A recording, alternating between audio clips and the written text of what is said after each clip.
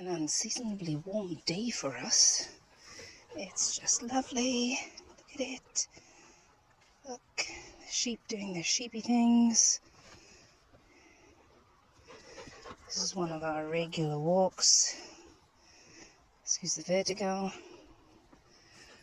We've decided that today we're going to chill out and do a whole bunch of nothing if we can, at least for a few hours until the kids can get out. Well,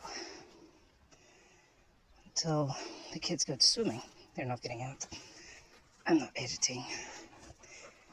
And yeah, we're just going to have a relaxed chill out of the day.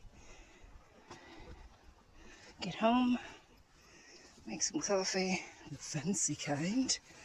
That takes time.